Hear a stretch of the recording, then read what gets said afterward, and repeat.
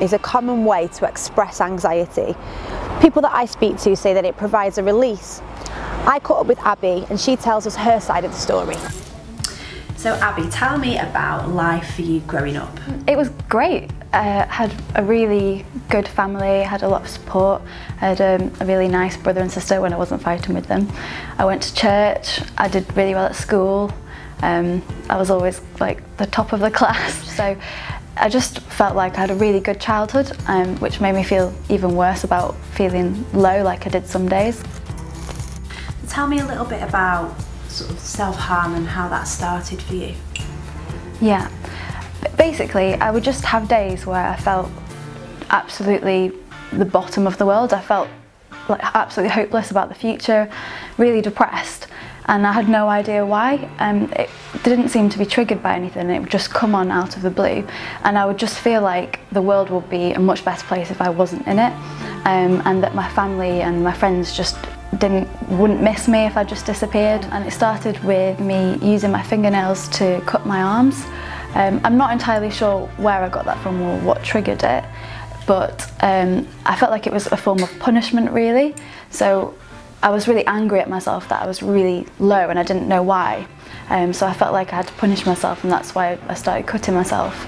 And then it progressed from there when there was a girl in my PE class at high school and she had cuts all over her forearms, and I heard her talking about using razor blades to do it.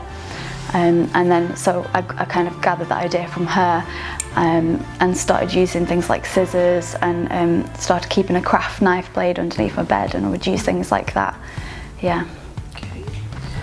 So what helped you to kind of recover from that? Well, it was a bit of a process, and it's still an ongoing process.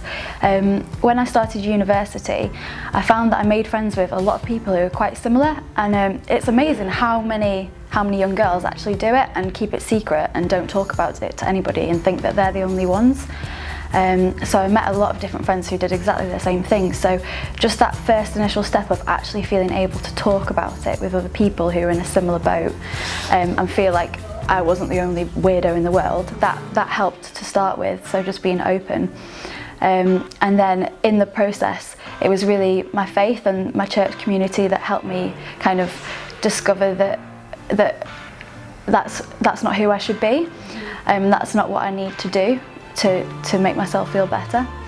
I also found other kind of tactics that you can use when you're feeling like that, so like exercise, which sounds strange because obviously if you're feeling low you probably don't want to go for a run, but boxing is something that I really enjoy, and boxercise as well, because it really helps channel that aggression. Yeah.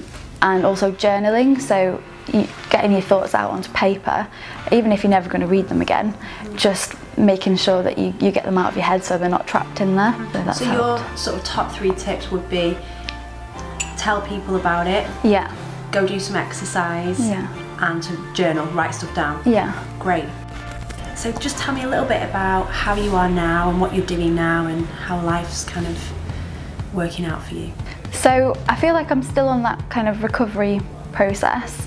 I feel like when I do have low days, so the low days that I was talking about was part of depression, which is a mental illness, which is an illness just like anything else. Yeah. So I take medication for depression, just like someone with asthma would take an inhaler. It's exactly the same thing, it's just chemical imbalance in your brain. And I know a lot more about it because I'm training to be a doctor at the moment, so that's something I'm really interested in, and I'm interested in going into mental health in the future, and looking after other people who kind of had the same problem or are going through the same problem that I had. Fantastic, that sounds so great. Good, well thanks so much for sharing. It's okay.